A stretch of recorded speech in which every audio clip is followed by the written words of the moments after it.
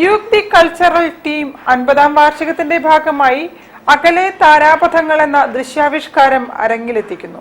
December 28 വൈകിട്ട് 6:30 Kandamkulam jubilee ഹാളിലാണ് പരിപാടി അരങ്ങേറുക. MS ബാബുരാജിന്റെ ജീവിതവും സംഗീതവും സമന്വയിപ്പിച്ചുകൊണ്ട് നടത്തുന്ന ഒരു പരിപാടിയാണ്. MS ബാബുരാജ് എന്ന് പറയുന്നത് കോഴിക്കോട്ടുകാരുടെ ഒരു ഗൃഹാതുര വികാരം. എല്ലാവരുടെ മനസ്സിലും അദ്ദേഹത്തിന്റെ സംഗീതമുണ്ട്. നമ്മൾ സ്ഥിരമായിട്ട് കേൾക്കുന്നതാണ് ബാബുരാജിന്റെ ഗാനമേളകൾ, ബാബുരാജിന്റെ പാട്ടുകൾ.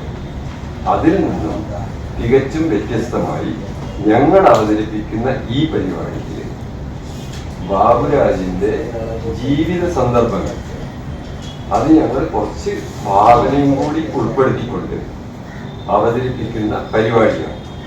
അതോടൊപ്പം തന്നെ അയാൾ സംഗീതം നൽകിയ നിരവധി ഗാനങ്ങളും ചെറിയ രീതിയിൽ ഇതിൽ ഉൾപ്പെടുത്തുന്നു.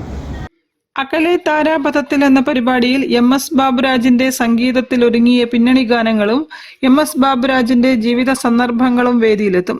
TK ഗംഗാധരൻ എഴുതി ജയപ്രകാശ് കാര്യാൽ സംവിധാനം ചെയ്ത അവതരണത്തിൽ MS ബാബുരാജിന്റെ മകൻ ജബ്ബാർ ഉൾപ്പെടെ 40ഓളം കലാകാരന്മാർ അണിനിരക്കുമെന്ന് ഭാരവാഹികൾ അറിയിച്ചു.